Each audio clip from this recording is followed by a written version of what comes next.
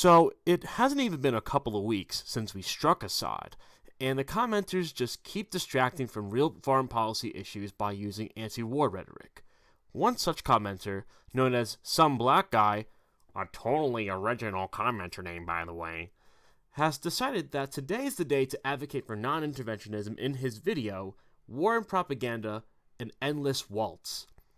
What is non-interventionism, you might ask? It's a foreign policy initiative where it is in the state's best interest to maintain diplomacy by remaining independent from other nations to avoid conflicts at all costs.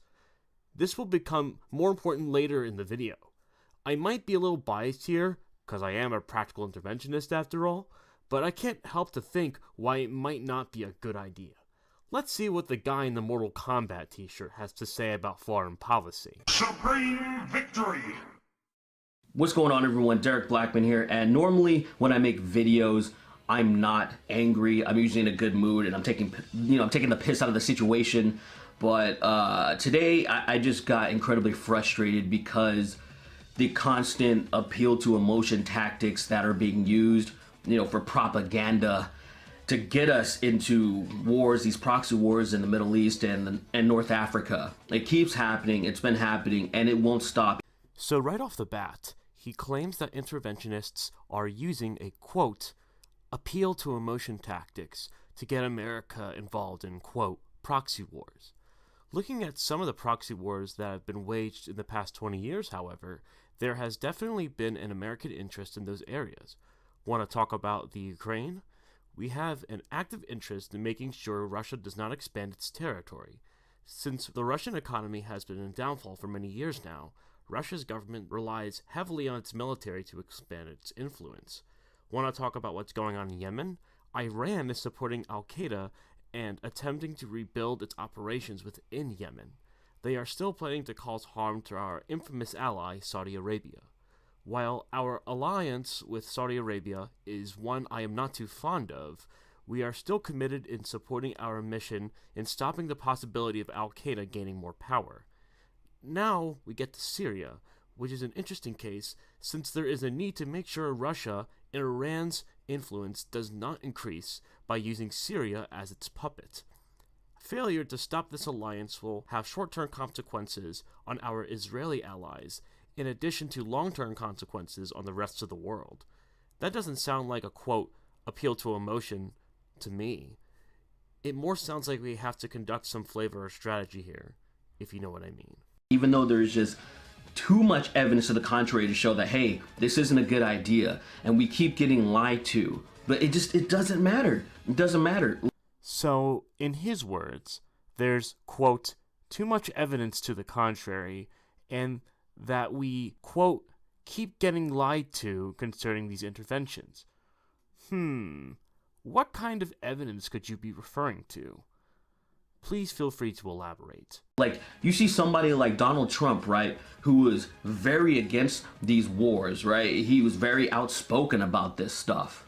Let's get one thing straight. The fact that people thought that Donald Trump was going to be this non-interventionist figure is astounding to me.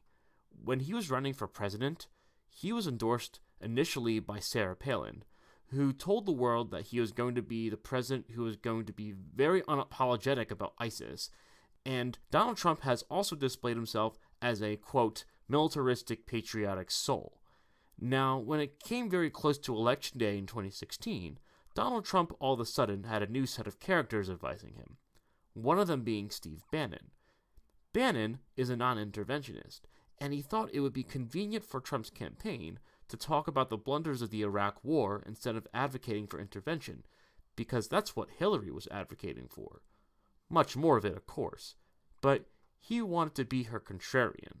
So, Trump isn't a non-interventionist, but he's more of an opportunist based on a situation, if you ask me. Now, I understand hearing the reports of chemical warfare. It sounds terrible, sounds absolutely horrible. I get how it will just get you right in the heart and you want to do something about it. But the thing is, you want to take all of these reports with a grain of salt because of all of the bullshit we've been fed for so long. Except in this case, we have had multiple reports in the past that chemical warfare attacks were executed by Assad. Even during Obama's administration, There were multiple investigations by the UN, the Organization of Prohibition of Chemical Weapons, or the OPCW, and the Pentagon to make sure that Syria did not have stockpiles of chemical weapons. Yet, after all these years, people are still getting gassed by sarin, chlorine, and other deadly compounds. Last April, the US fired missiles at Assad after one of the deadly sarin attacks. You may not have heard, but there were 10 other attacks that were discovered to be perpetrated by the Syrian government after joint investigation by the OPCW and the UN. Even if this attack wasn't perpetrated by the Assad regime, we need to look back at history to discover that Assad's regime is responsible for many of these attacks. Failure to address this is not addressing the reality of the situation. I mean, one of the earliest things I can think of just right off the bat is what we did, or what was portrayed to get us into the Iraq Gulf War. And now he refers to the famous Nayira testimony. I appreciate you pointing this out, since I was unaware of this event before making this video. However, people are drawn to personal testimonies more so than military interventions. I understand our intelligence operations make mistakes sometimes, and we take these kinds of statements too close to heart. However, please keep in mind that Saddam Hussein's government did invade Kuwait, and it was widely condemned by the international community. George H.W. Bush, who was president at the time, held a joint session of Congress to address the atrocities of the Iraqi government.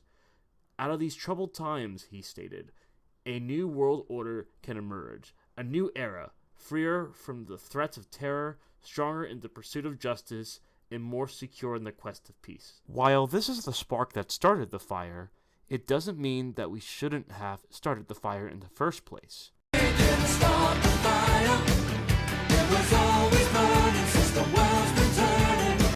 The U.S.'s intervention was necessary to maintain the peace in that region, since no other country would have done so. Imagine how much more power the Iraqi government would have had in the world had we not intervened. Would they have taken over our allies? Would they have been shooting nukes at the U.S.? I understand these are hypotheticals, but they are worth talking about if we are discussing intervention. Freaking out over mistakes made by our intelligence is not helpful. And I think most people at this point know that the whole weapons of mass destruction claim to get into Iraq was 100% bullshit. I will concede and agree with you on the weapons of mass destruction excuse. We should have had a better provocation for invading Iraq. But again, that doesn't mean that Saddam Hussein wasn't a threat to the world, especially to our allies, or we should not have invaded. In fact, many figures in George Bush's administration at the time did support regime change in Iraq. Considering that Iraq had aspirations for weapons of mass destruction, in addition to Saddam's regime being a constant threat to our allies, regime change in Iraq wasn't a crazy opinion. Please stop making excuses for dangerous dictators who are threats to democracies around the world. Our troops in NATO absolutely obliterated Libya after reports said that Gaddafi and his troops were firing on unarmed citizens, like over 100 or something like that. And, you know, like I said, when I hear reports like this, I have to take them with a grain of salt, because that was the factor that got us in there to absolutely just demolish everything. Like, you can look at the aftermath of Tripoli, and then, you know, Gaddafi was just dragged down the streets and just, you know, fucking murdered. A lot of crazy shit happened, but this is the direct result of our intervention. If we are discussing Libya, we need to admit that our intervention in Libya was dictated by UN Resolution 1973, which promoted a ceasefire in the region. Even after Gaddafi's regime vowed to promote a ceasefire, it ultimately failed. However, this is not on the part of the US military.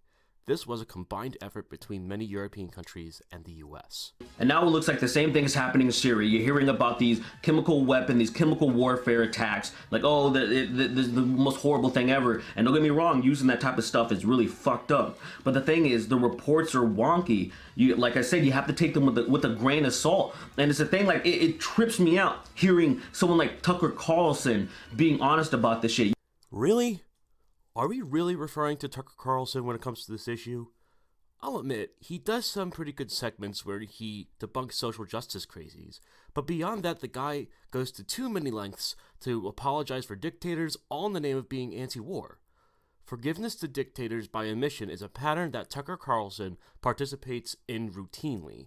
We can probably even see it from the following clip he uses. All the geniuses tell us that Assad killed those children. But do they really know that? Of course they don't really know that. They're making it up. Is it not enough that there have been multiple chemical attacks that have been perpetrated by his regime in the past?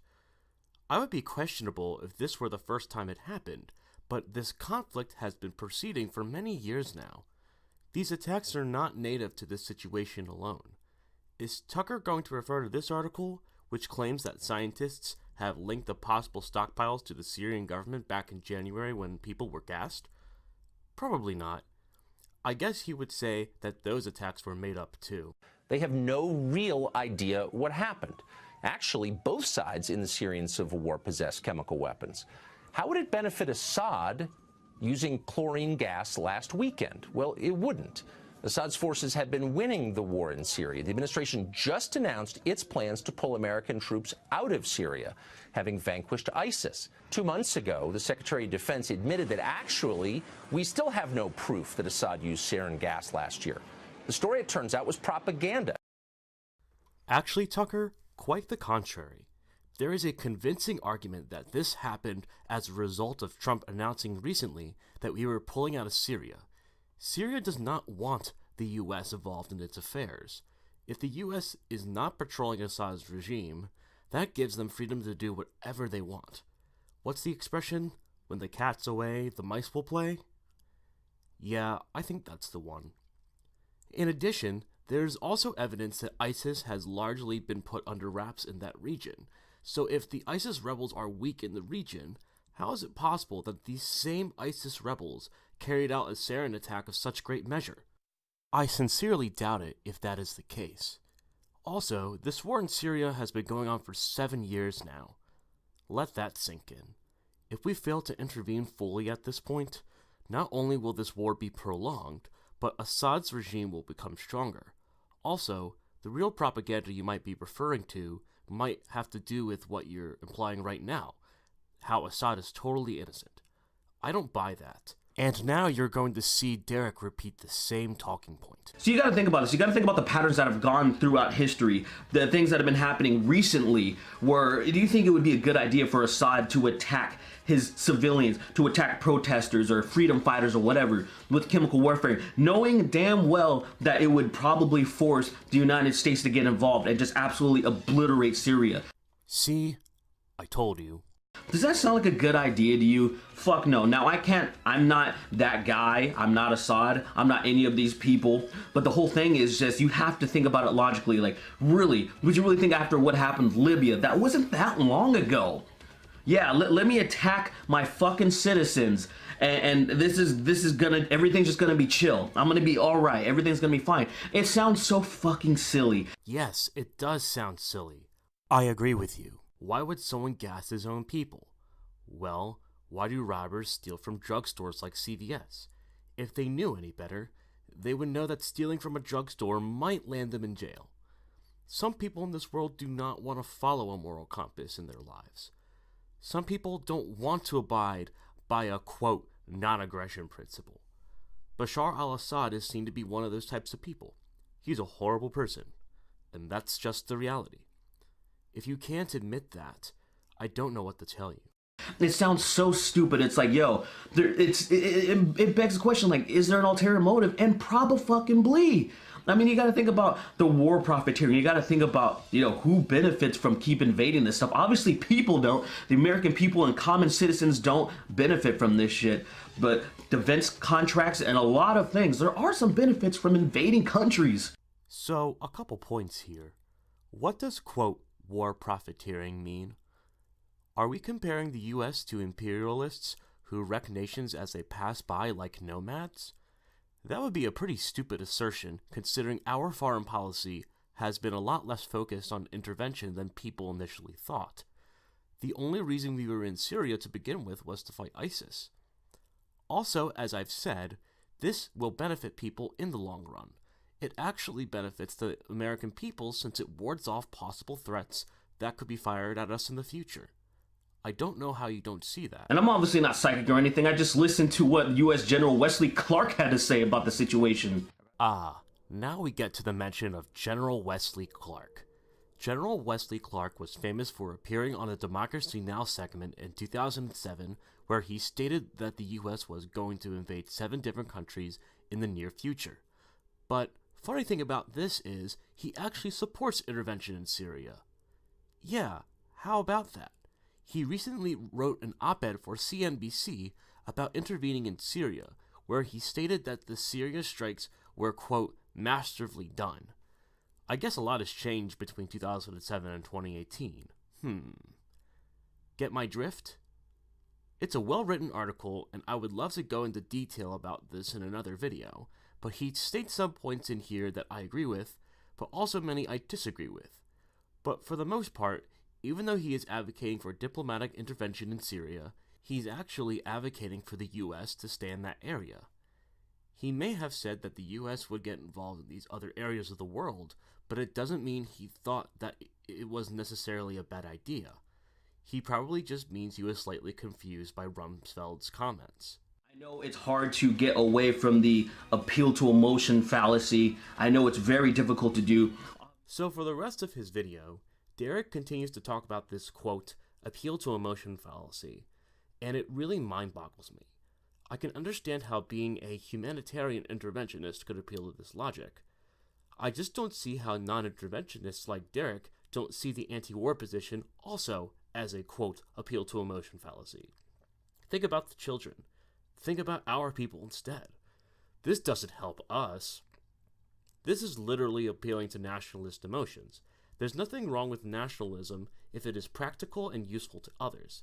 But this kind of rhetoric is largely unhelpful in this situation. He also said there is, quote, too much evidence to the contrary that should prevent us from intervening in Syria, yet he fails to show any actual evidence pertaining to the Syrian intervention and just uses the blunders of other interventions in the past as excuses of why we shouldn't intervene. I have tried my best to impart some actual evidence and logical assertions to back up my claims. I've also attempted to leave my emotions out of this video because when it comes to discussing foreign policy, we can't let our emotions get in the way when dealing with vicious actors around the world. Anyone following this topic closely can tell you that there's been a pattern of unrest in Syrian towns, and a large amount of evidence pointing the fingers towards the Assad regime. Many people who support intervention have many different opinions about assessing the situation. Should we dethrone Assad? Should we just keep patrolling terrorist groups like ISIS? These are all good questions, but it's time to put the apologizing of dictators to rest and finally have a plan of assessing the Syrian civil war. I hope this was helpful to you. Hopefully see you around. Maybe on Twitter? I guess that can wait.